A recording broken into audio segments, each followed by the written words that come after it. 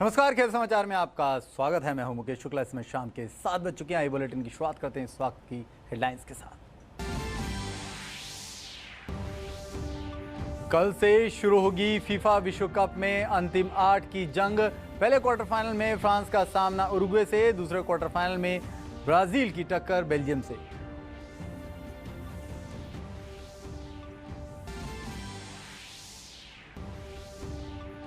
PV Sindhu ने बनाई Indonesia open के क्वार्टर फाइनल में जगह, थाईलैंड की खिलाड़ी को हराया।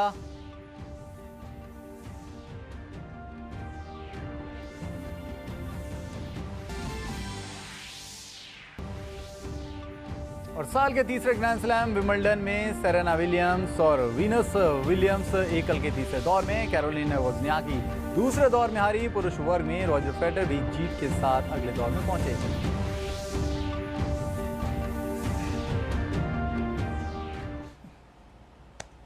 और आइए खेल समाचार में सबसे पहले शुरुआत करते हैं फीफा विश्व कप से जुड़ी खबरों की।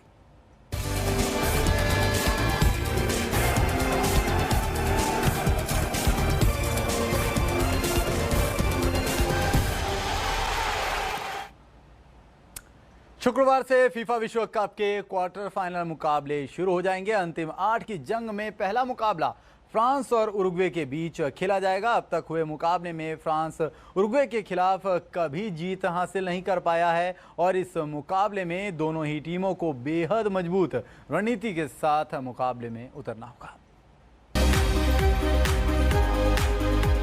फीफा विश्व कप 2018 में पहले क्वार्टर फाइनल में फ्रांस का सामना शुक्रवार को उरुग्वे के साथ होगा।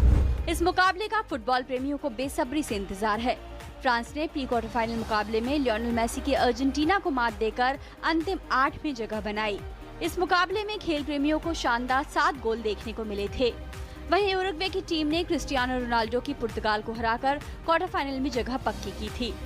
फ्रांस ग्रुप स्टेज में अपने ग्रुप में शीर्ष स्थान पर रहा, लेकिन कोच डेस्चैम्स की रणनीति को लेकर कई सवाल भी उठे। हालांकि फ्रांस की युवा टीम ने अर्जेंटीना के खिलाफ जिस तरह का खेल दिखाया, खासकर युवा एम्बापे ने जिस तरह से जीत का नेतृत्व किया, उससे टीम के हौसले बुलंद हैं। जहां तक क्वार्टर फाइनल में उरुग्वे के खिलाफ तैयारी का सवाल है, तो इस दक्षिण अमेरिकी टीम के खिलाफ फ्रांस को अपनी रणनीति अब नए सिरे से तैयार करनी होगी, क्योंकि उरुग्वे का डिफेंस बेजोड़ है। गॉर्डन और होजे जिमेनेज की मौजूदगी में ऑस्कर टेवेरेज की टीम का डिफेंस और भी ताकतवर हो जाएगा। हालांकि टीम के अहम खिलाड़ी एडिनसन कवानी का चोट के चलते इस क्वार्टर फाइनल मुकाबले में खेलना मुश्किल लग रहा है। ये दोनों ही टीमें एक दूसरे के खिलाफ अब तक 6 बार मुकाबले खेल चुकी हैं और फ्रांस को अब भी उरुग्वे के खिलाफ जीत की तलाश है। ऐसे में फीफा विश्व कप का ये क्वार्टर फाइनल मुकाबला इस यूरोपीय टीम फ्रांस और दक्षिण अमेरिकी टीम उरुग्वे के बीच एक रोमांचक जंग के रूप में सामने आ सकता है और बहुत मुमकिन है कि इसी मुकाबले में फीफा विश्व कप 2018 के संभावित विजेता की झलक भी देखने को मिल जाए। Sports desk, DD news. बिल्कुल, महामुकाबले की तैयारी हो चुकी है, मंच सज चुका है और यहीं से तय होगा कि कौन सी वो टीमें होंगी जो अंतिम 4 में जगह बनाएंगी। और बड़ा मुकाबला है, बिल्कुल जाहिर तौर पर। सर, चर्चा करने के लिए हमारे साथ मौजूद हैं इंद्रनील घोष, फुटबॉल कोच हैं। घोष साहब, स्टूडियो में आपका स्वागत है। एक बड़ा मुकाबला है, यहाँ पर कोई भी गलती बर्दाश्त नहीं की जाएगी। एक छोटी सी गलती और अब हार। जी बिल्कुल सही कह रहे हैं। एक छोटी सी गलती और दूसरी टीम को इसका खामियाजा भुगतना पड़ सकता है, उस टीम को। तो क्योंकि पहला क्वार्टर फाइनल है और दोनों ही एक बार यूरुग्वे, 2 बार यूरुग्वे और एक बार फ्रांस चैंपियन हो चुकी है। तो अब उम्मीद है कि अच्छा क्वार्टर फाइनल मैच जाएगा। और की प्लेयर्स की बात करें तो दोनों टीम में 3-4 खिलाड़ी ऐसे हैं जो टॉप मोस्ट क्लब्स में खेल रहे हैं। तो उम्मीद है बहुत अच्छा क्वार्टर फाइनल मैच जाएगा। पॉल पोग्बा हो गया, एम्बापे हो गए, इनको किस तरह से रोकना चाहिए उरुग्वे की टीम, क्योंकि बेहतरीन डिफेंस एक तरफ है तो एक तरफ बेहतरीन आक्रमण है। जी देखिए, अगर आप बात करेंगे फ्रांस के फॉरवर्ड की, तो they have got Paul Pogba और एम्बापे, जिन्होंने बहुत गहरा छाप छोड़ा है अर्जेंटीना के खिलाफ। दिखा दिया है पूरे विश्व को कि वो one of the best upcoming footballer हैं वर्ल्ड के।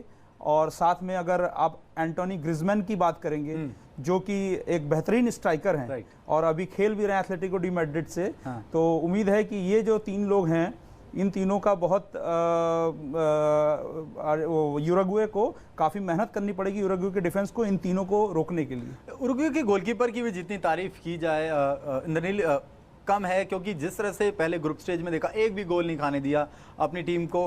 हालांकि रोनाल्डो के खिलाफ एक गोल खा गए थे, वो जीत के लिए काफ़ी नहीं था पोर्चुगल के लिए। तो कहीं ना कहीं ऐसा गोलकीपर जो दीवार की तरह अड़ जाए गोल पोस्ट पे, तो कहीं ना कहीं बहुत बड़ी जी बात। जी देखिए, गोलकीपर को कहते हैं, goalkeeper is the last defence and the first attacker in a team. तो एक गोलकीपर अगर एक दो अच्छा सेव दे देता है बहुत बढ़िया मैच में, तो समझ लीजिए एक जीवन दान होता है उस टीम के लिए। तो अगर गोलकीपर ने बहुत अच्छा सेव दे दिया, और गोलकीपर उनका नो डाउट उसने अभी तक जो टोटल मैचेस खेले हैं यूरुग्वे ने बहुत अच्छा प्रदर्शन दिया है, तो उम्मीद है वही प्रदर्शन वो जारी रखेगा।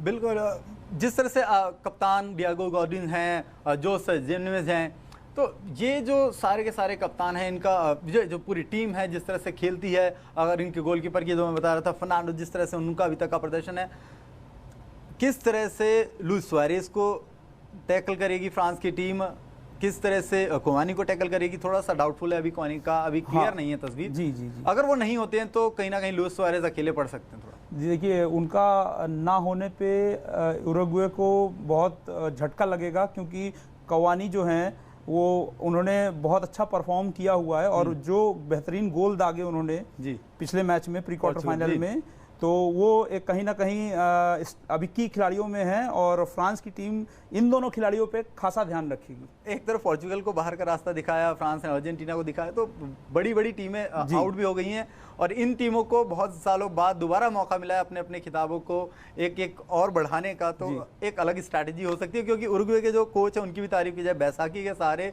उन्होंने टीम में एक नई ऊर्जा भर रखी है। देखिए, यूरुग्वे का कोच मैं उस दिन देख रहा था, तो मुझे ये भी मालूम चला पिछले 20 साल से वो यूरुग्वे नेशनल टीम के साथ हैं। तो यूरुग्वे फुटबॉल फेडरेशन को भी उनके ऊपर काफ़ी विश्वास है, काफ़ी भरोसा है। और आप अगर यूरुग्वे का रिकॉर्ड वर्ल्ड कप में देख लीजिए, तो वो कभी भी ऐसा नहीं हुआ कि स्टार्टिंग स्टेज में फर्स्ट राउंड में बाहर हो गए। उन्होंने कहीं ना कहीं अपना छाप छोड़ रखा है।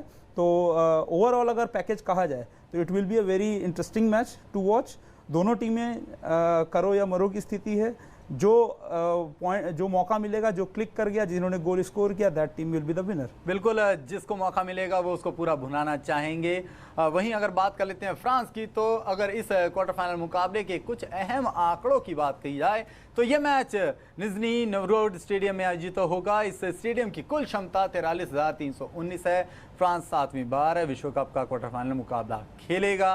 फ्रांस 4 बार क्वार्टर फाइनल जीता है, वहीं 2 बार टीम को हार मिली है। फ्रांस ने विश्व कप में 4 बार पेनल्टी शूटआउट खेला है। फ्रांस को 2 बार पेनल्टी शूटआउट में जीत और 2 में हार मिली है। बहुत ही शानदार मुकाबला ये खेला जाएगा। इसमें जिस तरह से अभी आप टीवी स्क्रीन पर देख रखते हैं कि 43,000 दर्शक जो होंगे वो स्टेडियम में मौजूद होंगे, बाकी के दर्शक टेलीविजन स्क्रीन पे होंगे, कहीं फैंस पार्क में मौजूद होंगे। जिस तरह से फ्रांस का पूरा प्रदर्शन है, यहाँ पर उन्हें अपने आप को एक बार फिर से साबित करना होगा। अगर इतिहास देखा जाए तो बहुत शानदार इतिहास है। थियरी हेनरी की बात करें, जिनेदिन जिदान की बात करें, वो खिलाड़ी रहे जिन्होंने फ्रांस को नई ऊंचाइयों तक पहुंचाया था, और अब ये जिम्मेदारी है पॉल पोग्बा। और जिस तरह से मैं जो कह रहा था, अगर मेरी इस बात से आप इत्तेफाक रखते हैं, तो ये वो नाम थे जो फ्रांस को लाइमलाइट में लेके आए। और अब एम्बापे की जिस तरह से बात हो रही है, 19 वर्षीय खिलाड़ी, सभी की नज़र एम्बापे पर लगी हुई है। जी देखिए, अगर फ्रांस आज पूरी दुनिया में फुटबॉल में अगर अपना नाम बनाया है, तो आपने जैसा नाम लिया हेनरी और जिनेडिन जिडान की वजह से, 1998 का विश्व कप कह लें, और 2006 में जो फाइनल पहुंची थी फ्रांस की टीम, ये जिनेडिन जिडान का ही पूरा उसमें रोल था। 1 मैन शो था फ्रांस का, कि उसने पूरा अपने बल पे टीम को फाइनल तक पहुंचाया। और रही बात उसकी कि उसी को, इन लोगों को, ये 3 जो खिलाड़ी हैं, पॉल पोग्बा, एम्बापे और आपका ये एंटोनी ग्रिजमैन, इन तीनों को ये चीज़ को कंटिन्यू करना है, आगे बढ़ा के ले जाना है। तो हम उम्मीद रखते हैं कि फ्रांस जो है कल ये मुकाबला ऐसे बहुत कांटे का मुकाबला होगा, और आप ये नहीं सोच सकते हैं कि एकदम स्कोर 4-0 3-0 जाएगा। आई एम प्रेडिक्टिंग इट 2-1 और 1-0। तस्वीर कुछ भी हो सकती है, लेकिन मुकाबले की अगर बात करें तो जिस तरह का पूरा अभी तक ये वर्ल्ड कप चला है, स्लो स्टार्ट्स के बाद टीम ने पिक किया है, कुछ टीमें पहले ही फॉर्म में आकर के दिखाई दी। फ्रांस थोड़ा सा लूज चले थे लेकिन कवर करके आ गए। जिस तरह से अभी ये पूरी की पूरी टीम एक बार फिर से यूनाइटेड दिख रही है, स्टार्स अपने फॉर्म में लौट चुके हैं। तो उरुग्वे के लिए लुइस सुआरेज एक महत्वपूर्ण कड़ी हैं। 100 से ज़्यादा इंटरनेशनल मैच खेल लिया है, इतना ज़बरदस्त एक्सपीरियंस है उनके पास। उनको रोकने के लिए कुछ जादुई कमाल करना पड़ेगा। जी, जादुई कमाल करना भी पड़ेगा और बिना जादुई कमाल के ये पॉसिबल भी नहीं होगा फ्रांस के लिए, बिकॉज आप जान रहे हैं, सभी पूरा दुनिया जानता है कि वो अभी बेस्ट क्लब में खेल रहे हैं और गोल स्कोरिंग मशीन कहते हैं उनको भी, तो क्लिक करते हैं और उनका साथ देने के लिए कवानी भी हैं। अब उम्मीद करते हैं कवानी अगर फिट हो जाते हैं तो कल का मैच दोनों टीमों के लिए बहुत ही टक्कर वाला मैच होगा। बिल्कुल, दोनों टीमों के लिए एक कांटों भरा मुकाबला होगा और सभी की निगाहें होंगी। जाहिर तौर पर विश्व कप की ये खासियत रही है, जैसे जैसे मुकाबले आगे बढ़ते हैं इसमें रोमांच और चरम पर पहुंच जाता है। क्वार्टर फाइनल तक पहुंचते पहुंचते उरुग्वे की टीम इस विश्व कप में अब तक खिताब के प्रबल दावेदारों में नजर आ रही है। टीम के इस बेहतरीन प्रदर्शन के लिए एक शख्स को इसका श्रेय जाता है और वह है उनके कोच 71 वर्षीय मैनेजर ऑस्कर वाशिंगटन तबरेज सिल्वा। वो भले ही खुद लाठी के सहारे चलते हैं लेकिन उरुग्वे की टीम ने उन्होंने चीता बना दिया है। इस विश्व कप में उरुग्वे की टीम का प्रदर्शन देखने लायक है। बड़ी बड़ी टीमों को पटकनी देते हुए टीम ने क्वार्टर फाइनल तक का सफर पूरा किया। उनके इस बेहतरीन प्रदर्शन का श्रेय जाता है मैनेजर ऑस्कर वाशिंगटन तबरेज सिल्वा को। 71 वर्षीय उरुग्वे टीम के मैनेजर ऑस्कर तबरेज अपनी टीम के बीच तीखी आलोचनाओं के लिए जाने जाते हैं। उनका मिजाज बेहद कड़क है और खिलाड़ियों को ये किसी भी प्रकार की ढील नहीं देते।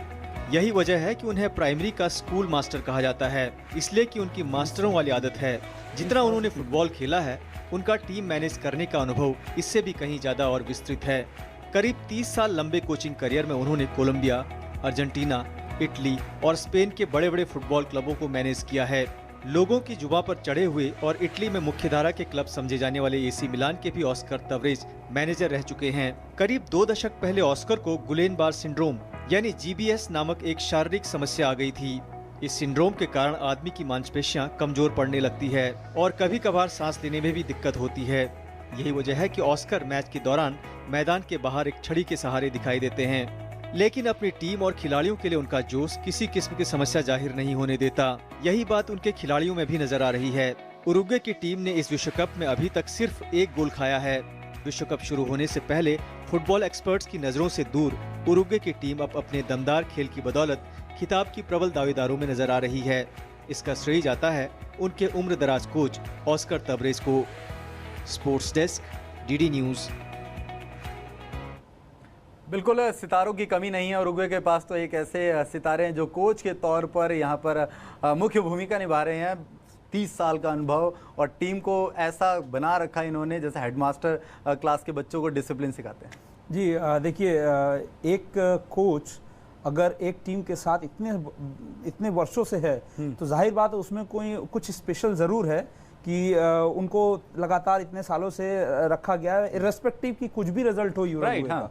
लेकिन ये बहुत अच्छी बात कहेंगे यूरोग्वे फुटबॉल फेडरेशन की भी कि उन्होंने विश्वास रखा और मौका दिया। इससे क्या हुआ कि जो खिलाड़ी उनके पास हैं वो कोच को समझते हैं, कोच उनको जानते हैं, वो दूसरे ओपोनेंट टीम की कमियों को और उनकी रणनीतियों को जानते हैं। तो ये बहुत बड़ी बात है कि एक कोच अपनी खेल अनुभव को पूरी तरीके से अपना जो बेस्ट एक्सपीरियंस है, क्योंकि उनके पास 30 साल का अनुभव है। आप बेसिकली अगर बात करेंगे हम कोई भी टीम्स की या कोचेस की, तो जहां वो क्वार्टर फाइनल हारते हैं, सेमीफाइनल हारते हैं, तो कोच को सैक कर दिया जाता है या कोच खुद ही छोड़ देते हैं। तो ये दोनों एक दूसरे का कम्युनिकेशन है, 2 वे प्रोसेस है।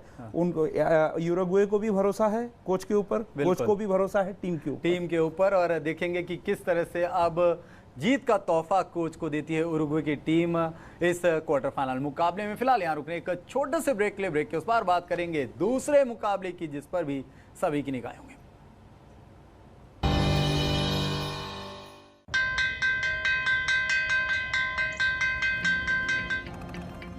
पहला अक्षर रट लो तो वह से एक विद्वान होगा, पक्की होगी बुनियादें तो हाँ से हिंदुस्तान होगा।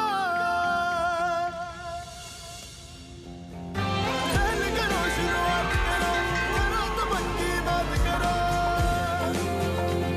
एवरडे सीमेंट, एक परफेक्ट शुरुआत। आदरणीय देशवासियों, यह दुखद सच्चाई है कि कई युवा नशे के कारण अपने जीवन को नष्ट कर रहे हैं। नशे की वजह से परिवारजन का उत्पीड़न, सड़क दुर्घटनाएं आदि देखने को मिलते हैं। मैं देश के युवाओं से अपील करता हूं कि किसी को नशे से पीड़ित पाए तो उन्हें इस अंधेरे से निकालने का प्रयास करें। सामाजिक न्याय और अधिकारिता मंत्रालय विभिन्न योजनाओं एवं कार्यक्रमों के माध्यम से लोगों में जागरूकता फैलाने के सार्थक प्रयास कर रहा है। 26 जून को अंतर्राष्ट्रीय मादक द्रव्य दुरुपयोग एवं अवैध व्यापार निषेध दिवस के अवसर पर आयोजित समारोह के अंतर्गत माननीय राष्ट्रपति जी द्वारा सराहनीय प्रयासों के लिए पुरस्कार प्रदान किए जाएंगे। इस अवसर पर मैं देशवासियों से अपील करना चाहता हूं कि हम नशे से हमेशा रखें दूरी, यह खुशियों के लिए है जरूरी। Here gravity and physics don't call the shots, and sound travels slower than you. This is a different kind of place. That's why we're looking for different kind of people, for whom excellence is not a job, but a way of being, be it in the sky or on the ground.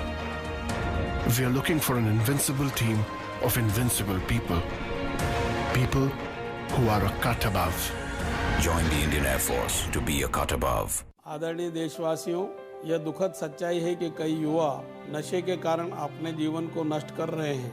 नशे की वजह से परिवारजन का उत्पीड़न, सड़क दुर्घटनाएं आदि देखने को मिलते हैं। मैं देश के युवाओं से अपील करता हूं कि किसी को नशे से पीड़ित पाए तो उन्हें इस अंधेरे से निकालने का प्रयास करें। सामाजिक न्याय और अधिकारिता मंत्रालय विभिन्न योजनाओं एवं कार्यक्रमों के माध्यम से लोगों में जागरूकता फैलाने के सार्थक प्रयास कर रहा है। 26 जून को अंतर्राष्ट्रीय मादक द्रव्य दुरुपयोग एवं अवैध व्यापार निषेध दिवस के अवसर पर आयोजित समारोह के अंतर्गत माननीय राष्ट्रपति जी द्वारा सराहनीय प्रयासों के लिए पुरस्कार प्रदान किए जाएंगे। इस अवसर पर मैं देशवासियों से अपील करना चाहता हूं कि हम नशे से हमेशा रखें दूरी, यह खुशियों के लिए है जरूरी।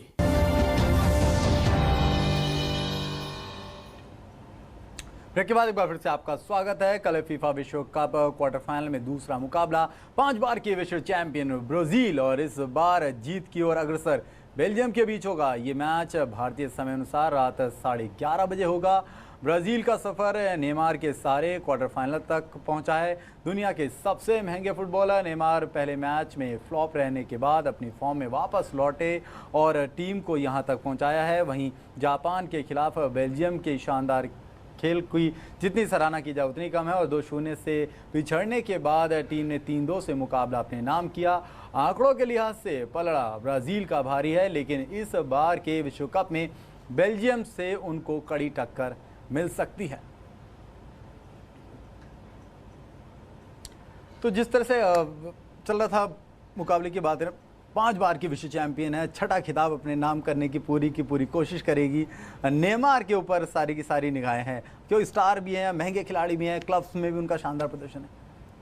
देखिए, ब्राज़ील नो डाउट पूरा विश्व जानता है कि they are the Samba boys and 6th time वो पूरी खिताब को जीतने के लिए पूरे दमखम से उतरेगी। लेकिन इस विश्व कप को प्रारंभ होने से पहले एक डार्क हॉर्स जो माना जा रहा था वो बेल्जियम की टीम को माना जा रहा था। बड़े बड़े दिग्गज जो फुटबॉल के कह रहे थे, तो बेल्जियम भी अपना पूरा देगी, पूरा गेम में खेलेगी। और रही बात इनकी बेल्जियम की प्रीवियस मैच की, तो पिछले मैच में 2 गोल खाने के बाद तीन गोल मार के वो मैच जीतना, ये बहुत अच्छा उन्होंने एक संकेत दिया है कि वो ब्राजील को इजीली जीतने नहीं देंगे। वही एडन हैजार्ड, रोमेलू लुकाकू जैसे स्टार्स हैं बेल्जियम के पास जो बिल्कुल टक्कर देने के लिए, नेमार की बात करें या ब्राजील की फॉरवर्ड पंक्ति की बात करें तो पूरी टक्कर देना चाहेंगे। अगर गोल पोस्ट तक ये पहुंचते हैं, डिफेंस भी अच्छा खासा बेल्जियम का मजबूत है। जी देखिए, बेल्जियम का जो टीम है वो पूरा बैलेंस टीम है। They play very quick and fast football, और उसमें आप अगर बड़ा नाम की कोई बात करें वो नहीं है। पूरी टीम कंबाइंड होकर खेलती है, पूरी टीम एक साथ ऊपर चढ़ती है, पूरी टीम एक साथ नीचे आती है। चाहे वो फॉरवर्ड खिलाड़ी हो, मिडफील्डर हो, डिफेंस हो, पूरा इन लोग कांटेक्ट होके इंटैक्ट होके खेलते हैं। तो उम्मीद है Belgium versus Brazil, it will not be a one-sided match. We hope for the best encounter tomorrow. पिछले 22 मुकाबलों की बात करें तो 2016 में बेल्जियम की टीम हारी थी, अभी तक हारी भी नहीं। एक अलग सा मोमेंट बनता है जब आप जीतते रहते हैं और आपको लगता है कि कॉन्फिडेंस, आपका सेल्फ कॉन्फिडेंस बढ़ जाता है। तो ब्राजील को उनके सेल्फ कॉन्फिडेंस से भी ज़्यादा टक्कर मिल सकती है। जी जी बिल्कुल। देखिए बेल्जियम को जब उन्होंने 2 गोल खाने के बाद सेकंड हाफ में 3 गोल मारा, हाँ। तो वो जो एक उनको पंप अप मिला, बूस्ट अप मिला है टीम पे, वो बहुत इंपॉर्टेंट है। अब टीम में जो एक एकजुटता बनी होगी, एक जो उन लोग प्रैक्टिस कर रहे होंगे, एक जो रणनीति अपना के कल उतरेंगे ब्राजील के खिलाफ, वो पूरा तबरेज होंगे, अपनी टीम के ऊपर पूरा कॉन्फिडेंट होगा। कोच को भी बाहर से होगा, खिलाड़ी को जो अंदर खेलेंगे वो भी पूरा एकदम अपना बेस्ट देने की कोशिश करेंगे। लास्ट मैच में जिस तरह से नेमार ने अपने सितारे बुलंद किए, एक असिस्ट किया, एक गोल किया, सभी तारीफ कर रहे थे, जितनी चतुराई उन्होंने दिखाई, ऐसी ही चतुराई आपको ऐसे नॉकआउट मुकाबले में दिखानी पड़ती है। अगर इस मुकाबले में भी कुछ ऐसा ही उन्होंने मैजिक कार्ड खेला तो कहीं ना कहीं ब्राजील और भी ज़्यादा आश्वस्त हो जाएगी कि वो वर्ल्ड कप के लिए और प्रबल दावेदार। जी देखिए, नेमार का अगर परफॉर्मेंस की बात करें, शुरुआत में पहले मैच में वो नहीं चले, लेकिन उसके बाद उन्होंने जो मोमेंटम पकड़ा, मोमेंटम पकड़ने के बाद उनको मिल गया है साथ कुटिनो और पॉलिनो का। तो एक मिडफील्डर का एक स्ट्राइकर के साथ मिलने के बाद जो उन लोगों का कोऑर्डिनेशन बना है टीम में, वो ब्राजील के लिए बहुत ही अच्छा है, पॉजिटिव है। और जिस हिसाब से पिछले 2 मैच में नेमार ने परफॉर्म किया है, तो उम्मीद है कि कल भी वो अपना कुछ जादू दिखा सकते हैं। तो बिल्कुल, इस तमाम जानकारी के लिए इंद्रनील आपका बहुत बहुत स्वागत, शुक्र है जिस तरह से आपने किया है सारा का सारा विश्लेषण है। और देखते हैं कौन सी टीम इसमें करती है कमबैक।